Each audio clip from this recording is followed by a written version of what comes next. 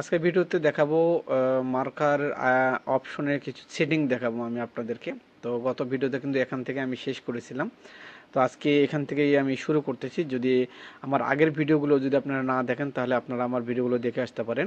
আমি শুরুর থেকে একটি ভিডিও তৈরি করেছি এখান থেকে একেবারে পার্ট টু পার্ট। সেটা হচ্ছে প্রথমে প্যাটার্ন তৈরি করেছি, এরপরে গ্রেডিং করেছি, এরপরে রুল টেবিল, ঠিক এই সিস্টেমে যে শুরু থেকে যে কাজগুলো হচ্ছে, বাট সেই শুরু থেকে কিন্তু এই কাজগুলো আমি আপনাদেরকে দেখানোর চেষ্টা করতেছি। তো গত ভিডিওতে কিন্তু আমি ঠিক এখান থেকেই আমি শেষ করেছিলাম ভিডিওটি, এই জন্য এখান থেকে দেখাচ্ছি।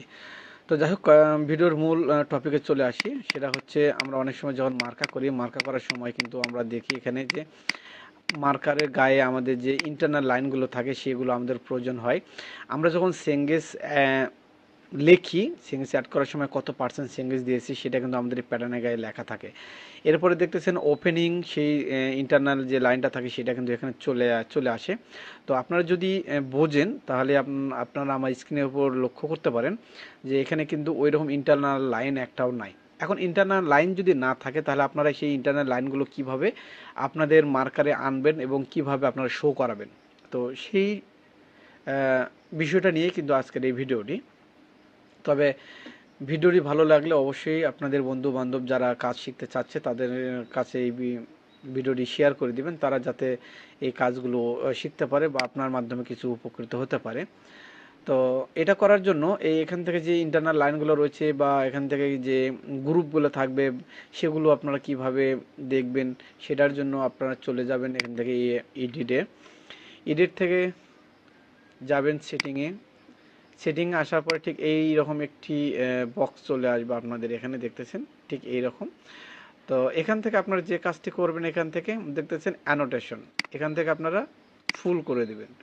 এরপরে রয়েছে ইন্টারনাল লাইন, এই ইন্টারনাল লাইন আপনারা এখান থেকে ডিফল্ট করে দিবেন। এরপর আমরা যদি একটু সেভ দিয়ে দেই, ওকেতে দিয়ে দেই, তাহলে দেখতেছেন আমাদের এখানে কিন্তু যে লাইনগুলো ছিল না সেই লাইনগুলো কিন্তু এখানে চলে এসেছে এখানে।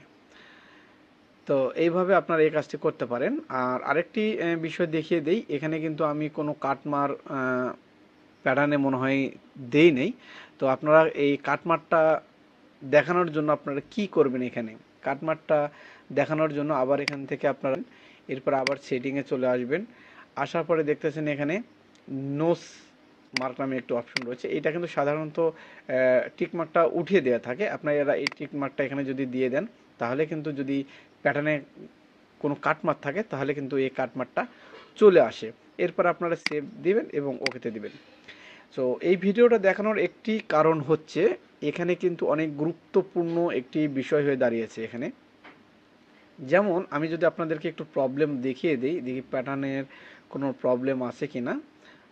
থাকতে পারে, প্রথম অবস্থায় একটি প্যাটার্ন তৈরি করলে বিভিন্ন ধরনের সমস্যা থাকে।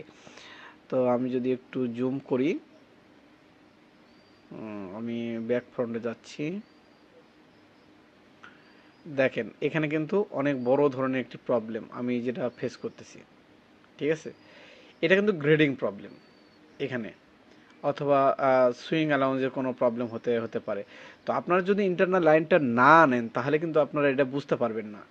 যেহেতু ইন্টারনাল লাইনটা যখনই এখানে চলে এসেছে তখন কিন্তু আপনারা বুঝতে পারছেন যে এখানে কিন্তু একটা প্রবলেম রয়েছে। এই জন্যই কিন্তু মার্কারে অবশ্যই ইন্টারনাল লাইন না আসা, যদি না আসে বা যদি না থাকে তাহলে অবশ্যই আমি যে সেটিংটি করলাম সেই সেটিংয়ের মাধ্যমে কিন্তু আপনারা এই কাজটি করতে পারেন। তো এখন আমি যদি আমার প্যাটার্নে চলে যাই যে প্রবলেমটা ধরার জন্য, দেখি আমি এখান থেকে এই প্যাটার্নটা সম্পূর্ণ রাইট বাটন ক্লিক দিয়ে ওকেতে দিয়ে দিলাম, তাহলে দেখেন এখানে কিন্তু প্রবলেমটা কিন্তু রয়ে গেছে। এখানে প্রবলেমটা কি সেটা হচ্ছে এখান থেকে এখানে যদি আমি একটা ক্লিক করি তাহলে কিন্তু আমাদের যে সুইং অ্যানাউন্সটা রয়েছে সেটা কিন্তু এখান থেকে উপরে উঠে গেছে। অনেক সময় কিন্তু এইরকম হাইট হয়ে থাকে। তো আপনারা ঠিক এইভাবে এই কাজটি এখান থেকে করে নেবেন। করে নেওয়ার পরে আপনারা মার্কারটা আপডেট দিবেন। আবার যদি অর্ডারে যাওয়া লাগে অর্ডারে যাবেন, অথবা মার্কার এখানে আপডেট অপশন রয়েছে এখানে।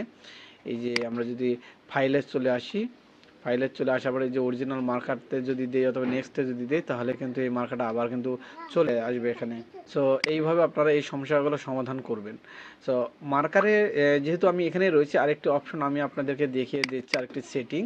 তো এখান থেকে দেখতেছেন এই যে এখানে কিন্তু একটা পার্ট রয়েছে, তো সবগুলো কালার কিন্তু এক কালার রয়েছে। তো আমরা যদি এখানে ডিফারেন্স কালার রাখি তাহলে কিন্তু আমাদের এই কাজটা করতে অনেক সুবিধা হয়ে যাবে। তো সুবিধাটা কি আমি আপনাদেরকে দেখিয়ে দিচ্ছি।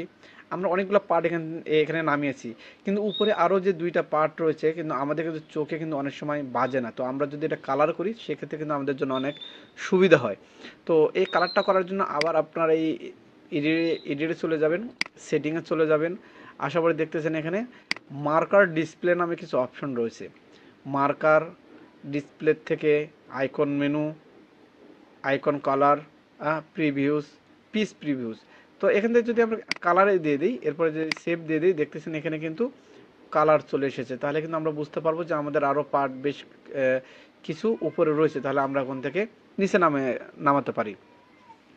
এবং এখানে আরেকটি অপশন দেখে দেই, পিস ভিউ, অর্থাৎ আমরা যদি এখানে ক্লিক করি তাহলে কিন্তু দেখবেন এখানে শুধু পিসটা কিন্তু চলে এসেছে এখানে। তো এই পিসটা যদি এইরকম থাকে তাহলে কিন্তু আমাদের সাইজগুলো ও দেখা যাচ্ছে, কিন্তু এখানে যে সাইজগুলো থাকবে বা যে একটি সাজানো গোছানো মার্কা সেটা কিন্তু এখান থেকে অনেক সময় থাকে না। তো এই জন্য আমরা যে কাজটি করব, আমরা এখান থেকে এই পিস ভিউটা উঠে দিয়ে আমরা আইকন মেনু প্লাস আইকন কালারে দিয়ে আমরা এই কাজটি করতে পারি। সো এই ছিল আজকের ভিডিওগুলো যদি ভালো লেগে থাকে তাহলে অবশ্যই আমাকে একটু কমেন্টসে জানিয়ে দিবেন, কারণ আপনাদের উৎসাহ পেলে আরও মজার মজার ভিডিও কিন্তু আমি আনার চিন্তা ভাবনা করব এখানে, যারা এখানে একেবারে বিগিনার রয়েছেন তাদের জন্য। তো এই গার্বাজ সফটওয়্যার অনেকেই শিখে বাসায় প্র্যাকটিস করে, তারা হয়তো আমার এই ভিডিওগুলো দেখে অনেক উপকৃত হবে। সো ভালো থাকবেন বন্ধুরা, আজকে এই পর্যন্তই। পরবর্তী ভিডিওতে আরও মজার কোনো অপশন বা মজার কোনো একটি কাজ নিয়ে আমি আপনাদের মাঝে চলে আসব। অর্থাৎ এই গারবারের উপরে যেহেতু আমি আছি, এখানে অনেক মজার মজার অপশন রয়েছে, অনেক দ্রুতভাবে কাজ করতে পারবেন। কীভাবে করবেন বা কীভাবে করলে ভালো হয় সেগুলো নিয়ে কিন্তু আমি আপনাদের মাঝে আসার চেষ্টা করব। সো এই ছিল আজকের ভিডিও। ভালো থাকবেন, সুস্থ থাকবেন, খোদা হাফেজ।